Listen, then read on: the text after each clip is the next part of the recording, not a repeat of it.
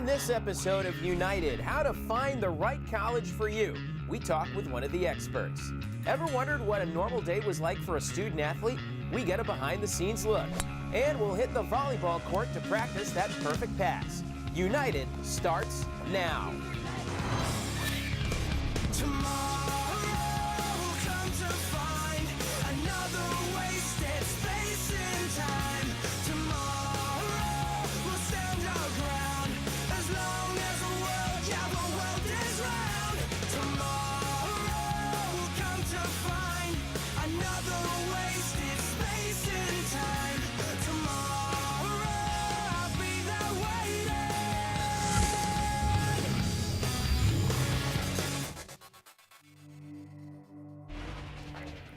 Finding the perfect college is not as simple as picking the school with the best football team. It takes time and energy to research the college and eventually take an on-campus tour. Now remember, this one decision can affect a student's life for the next 4 years, so it shouldn't be taken lightly. With us today, I have Dr. Chavez, the Vice President of Admissions for the University of Central Florida, and he's going to give us a little insight on evaluating colleges. Dr. Chavez, thank you so much for being with us today. You're welcome, thank you. What is the importance of having a wish list? Well, it's very important for students to begin to assess their skills. And once they do that, then they should look at the various colleges and universities that are out there and try to match those skills with the kinds of offerings those institutions have. Once you do that, and you look at the criteria that each of those colleges and universities is looking for in terms of their entering freshman class, then you can begin to craft a list of colleges and universities. And once you do that, you ought to at least get in the car and go visit. Now, what if you have that one college that maybe your parents attended or you just always wanted to go to? Is it okay to apply there and stop at that? Or should you still go out and try to find maybe 3 or 4 colleges that you're interested in? You should never stop at one college or university. You never know what the dynamics are going to be. You should always use the resources available to you through your guidance department and with your parents, not so much your friends, and try to craft that list so that you match not only your skills and your interests with the opportunities available at each of those institutions. On average, we see students applying to probably 5 to 7 colleges, and wow, that's pretty good, because you never know what the chances are going to be. And the one thing you don't want to do is get your heart set on one university, because that may not work for you. And there are about 50 colleges and universities that a student can select and be offered admission and go to and thrive. So it sounds like you think it's pretty important, though, to take an on-campus tour, no matter what. Because if you have this group of colleges, you need to figure out which one's best by going on campus? Yeah, you want to visit the campus. Not only do you want to do the research about what the school offers, you also want to visit the campus to make sure you get a good fit and a feel for the place. Because if you have a good feel and it's a good fit, you're probably going to do well academically in that environment. So once you're on tour, what are some questions that parents and students should know to ask? That's tough, because that's going to vary from student to parent. But you certainly want to know whether or not it's a large university or a small university, whether or not you're going to have small class sizes, and if you do best in a large class size, then that's not going to be a good fit. So you really want to make sure you understand your strengths and weaknesses, what that school is looking for, and then get a feel of the place that it is a good fit. So are those the type of questions that you would almost ask yourself as far as your ranking system for the colleges you're applying to? Absolutely. I mean, oftentimes families will look at, well, what's the national ranking for a college or universities? Well, we've got wonderful colleges and universities in this country, so students really won't make a bad choice. They do make a bad choice if they don't follow those simple rules, and that is know yourself, work with your guidance department, and then choose a place that offers the kind of opportunities you're looking for so it's a good fit. Dr. Chavez, thank you so much for meeting with us today. You're welcome. Remember to make sure you see your guidance counselors for more information about the perfect college for you, and make sure you stay tuned because there's more after this. Did you know that NCAA student athletes must be enrolled in a minimum of 12 credit hours or 4 classes per semester to maintain eligibility? Stick around for the United Trivia question to see if you know what grade point average student athletes must maintain to keep their eligibility. United returns in a moment.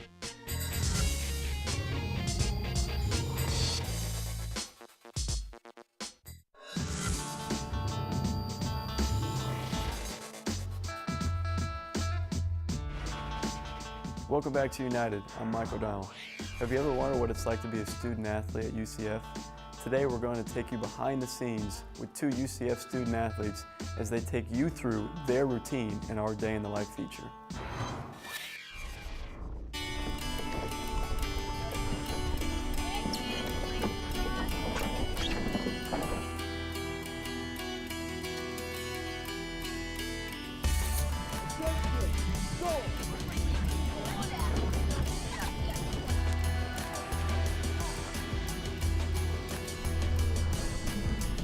I imagined that I'd spend a lot of time golfing and a lot of time studying, but I didn't quite imagine how it would all fall into place. My first week at school, it was kind of crazy, waking up on my own super early to go to workouts, and I really started having to kind of make timelines on how I was going to be able to get everything done. There's always something to do, and you're always seeing people, whether you're in class or you're with I'm with my teammates, versus if I didn't have my teammates, I would probably just sit at home, or I'd have other things to do, but it just wouldn't be as fun. You're never bored. There's always something to do, and you're either moving from practice to workouts to homework to something new, so you never get sick of things and never get bored of college life. When he asks questions, he just kind of blindly goes in and does. The best way to fit everything into a day is just time management. With practice, obviously you have your set times, but with class, you just have to make sure you stay on top of everything and not wait till the last second, because I've done that a couple times and it doesn't work out well, so you just have to plan ahead all the time. I think to someone who's still in high school and hasn't been a student athlete, you really learn how you have to manage your own time. You just really need to make it a priority and make it fun, because being a college athlete can be a lot of fun. It's a lot of fun managing it all.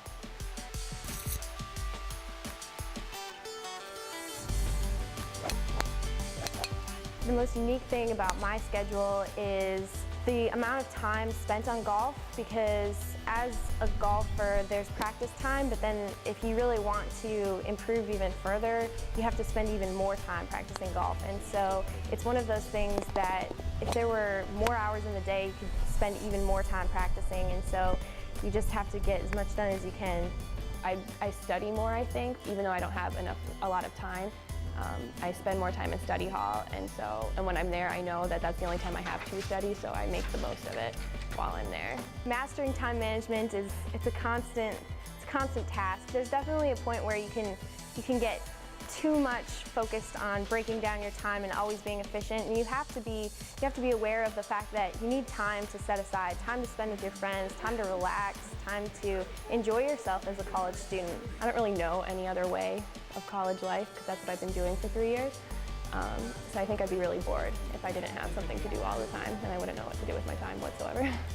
My piece of advice for those high school kids that are trying to manage their own time is just to try to be proactive, and don't wait for your parents or your teachers to tell you to get things done, but try to get it done on your own. And there's going to be someone out there practicing. There's going to be someone out there that's trying to get better. So if you're not doing it, someone else is. So just try to take advantage of all the time you have and try to be the best that you can be.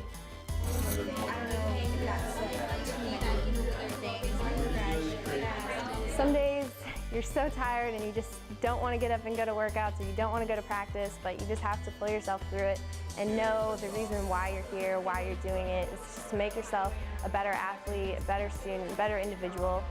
And so you just learn to balance it as you go. I don't think there's anything that you can do ahead of time to learn it. I think the lessons I've learned here at UCF and from the athletic department and the staff, my coaches and everything, is just to always be working hard, always to strive to make yourself something greater than you are right now. And I think those are lessons that you can move forward and take with you ahead, and manage your time well and get a lot of things done and go places that you didn't think you could before.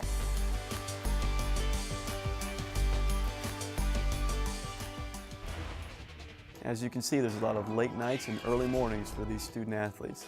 But it's a good thing they have a gigantic support staff to help them get through their day-to-day routine. Coming up next, I'll be sitting down with part of that support staff, Jessica Rio. Time now for our United Trivia question.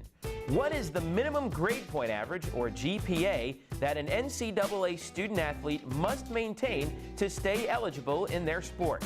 Is it 1.75, 2.0, 2.25, or 2.5? We'll have the answer in a moment.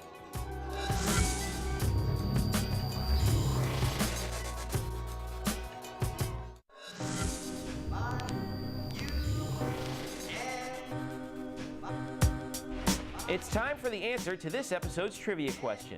What is the minimum grade point average, or GPA, that NCAA student athletes must maintain to stay eligible in their sport? The answer is 2.0. The average team GPA of UCF student athletes was better than 3.0 in 2008, and UCF is the current record holder for the most student athletes from one school on the Conference USA Commissioner's Honor Roll, with 218 student athletes. Welcome back to United, guys. We're sitting here with Jessica Rio, Senior Associate Athletics Director for Student Services. And Jessica, basically kind of give us a rundown of what your job actually is here at UCF. My job as a Senior Associate Athletics Director is to make sure that our student athletes' needs are taken care of, whether it's through sports supervision, through our Champs Life Skills program, or through our academic department. When we talk about Champs Life Skills, let's say a student athlete has trouble with something, maybe not necessarily has to do anything with sports, just maybe a trouble in the dorm room, struggling with a class, a teacher situation. Is your door always open to where a student athlete can come in and say, Jessica, can you help me out here? I'm really having a problem. Throughout our athletics department, I think that what any student will find if they come to UCF is that from the athletics director on down, our doors are always open. Our Champs Life Skills program was put in place to help our student athletes handle things that they normally wouldn't have to deal with outside of this athletics realm. But it also is to prepare them for the day that they leave college. And one of the things that you have to do when you're out of college is deal with roommate situations. It's deal with any kind of conflict that comes up. So we make sure we try and educate our student athletes from the day that they get in, that we will try and help them resolve any issues that they have. We use it as teaching. Now, as a student athlete way back in the day, myself, I was nowhere near to prepare ready for high school to college. The transition is very difficult. What would you say is the biggest problem that student athletes run into when they're making that transition from high school to college? I think probably the most difficulty that students have in that transition is time management. It's making sure that they're at class on time, at practice on time, eating on time, getting to the trainer on time, and that transition is very tough when you're first trying to make your way into college. Well, time management is key, there's no doubt about it. I mean, it encompasses everything from 15 minutes to go to class, then you have 20 minutes to eat, then you have to get to practice. How does someone get prepared for that, and what do you do to kind of help those student athletes out? What I would tell anybody trying to come and make this transition is, as you are being recruited by your coaches, by the other student athletes that are on the team, is ask questions. Ask the coach, what is a typical day like from your perspective? Ask that peer that's going to be your teammate, what is a typical day like for you? Do you go to study hall? Do you have time to go to class? Do you have time to go to study hall? Do you have time to do all of these things that they're telling me I'm going to have to do? So my advice would be, ask as many questions as you possibly can as you go through this process. Great. Well, Jessica, thank you so much for stopping by. We appreciate your insight. And now stay tuned, guys, because we have more United coming up. Hey, this is LT from 101.1 WJRR. You're listening to the best sounds of area music. UCF Athletics, Access Magazine, and WJRR are proud to support local artists.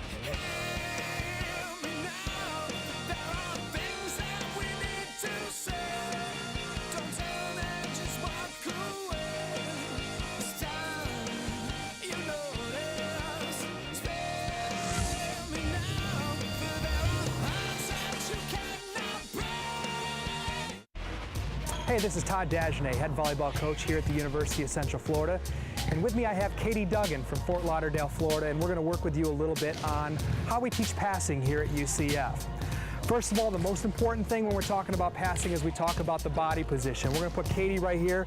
We have to make sure that, first of all, our body position is such that our feet are slightly staggered, our feet are underneath our shoulders, our knees are out over our toes, and our shoulders are forward out over our knees. That's going to put our back at roughly a 60-degree angle, and this is the optimal angle for a ball to be able to come off of your arms from a dig or from a serve, all right? So, good body position here is feet underneath the shoulders, shoulder width apart, knees over the shoulders over the knees, back at a 60-degree angle. The next thing that we talk about is the platform. This is the most important concept in passing. When you have a platform, your platform has to be equal. This is her passing platform, and if it is not completely flat, the ball will be shanked off into either direction.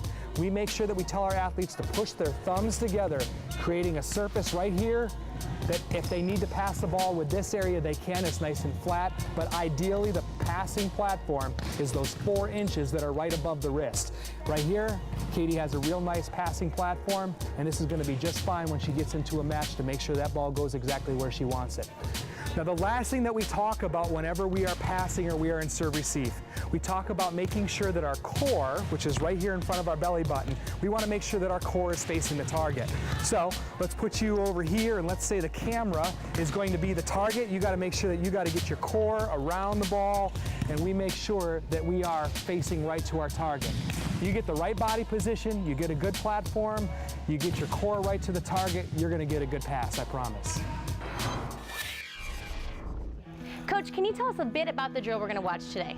Well, one of the things that you're seeing in this drill right here is this, ball control is very, very important to any offense. And so one of the things that we do in this drill is we try to put our players into as many passing situations as they're going to probably see in a match. Moving forward, moving backwards, tight to the net, far off the net. And this is one of those drills where each player can get about 40 or 50 contacts in just a few minutes. And our studies have shown the more contacts that we can get in a short amount of time, the better our skills will improve. And how important is body position? Oh, absolutely the most critical thing. Body position completely dictates the tempo and the trajectory of the pass that comes off the player's arms. That tempo, the speed of the ball, and the trajectory, the height of the ball, really allows us to run our offense or not run our offense. And so we spend a lot of time working very specifically how fast we want the ball to come off their arms and how high we want the ball coming off their arms. And as far as core, where does the core need to be? Core is so important, and here's why. First of all, your core is a lot of times the only stability that you have, especially when you're moving a lot. If you are imbalanced, your core is the one thing that will still allow you to get a good pass. So the first thing, we have to have a strong core. Our core has to be engaged. And secondly, we want our core facing the target, because typically wherever our body is facing, wherever our core is facing, that's where the ball is going to go. And we want it to go to a very specific spot on the net. What is some advice you can give to a younger athlete? I think the best thing for a young player to do is just play a lot. Seek out instruction. Go to those that know what they're doing. Go and watch colleges, go and watch high schools, go and watch players that know how to play the game and try to emulate those players. I think it's really important to kind of see, because this is a very visual sport, and a lot of kids can go and watch players play and then turn around and try to implement some of those things into their game. So watch players that know what they're doing, get with people that know how to teach it, and find instruction, and watch and play as much volleyball as you can. Thanks, Coach. And now for some net ball handling 3 drills. The drill that you're watching here is one of our favorite ball control drills here at UCF. We call it net ball handling 3s. As you're looking at the drill, you're going to see that there is a tosser, that there is a passer, and that there is a target. The tosser's job is to make sure that they are just tossing the ball in a manner where the passer has to move a prescribed amount to pass the ball.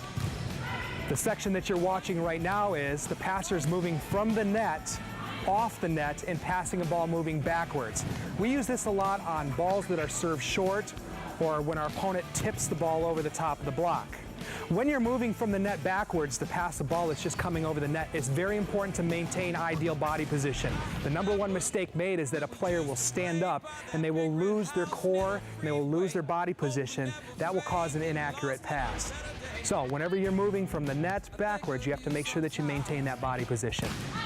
The part that you're watching now is a mid-range pass. You're starting in the middle of the court and you're moving forward towards the net. Right here, it's most important that whenever you move short, you're moving with a step, shuffle footwork, maintaining your body position, yet still being very explosive so that you can beat the ball to the spot that you want to get to. If you are just meeting the ball and you're arriving at the same time the ball gets there, you are late. You have to get there nice and early to be able to set up and pass this ball. The number one thing that you need to keep in mind as a young player just starting out with your passing is that body position. Really focus on how your body angle is. You have to use your legs as a cushioning agent. You don't necessarily want to use your arms. So you have to be very loose in your legs. You have to be able to hold a low body position for a long time. That's going to mean some leg strength, and for some younger players, you might have some difficulty with that. For some of the older players, you can lift weights to be able to hold that lower body position. Ideally, the lower the better when it comes time to pass the ball. You can use the legs a couple different ways. When a ball comes in that's hard driven, you're going to use the legs as a cushioning technique. You're going to move from an upward position to a downward position as the ball hits you. That will absorb some of the energy off the ball.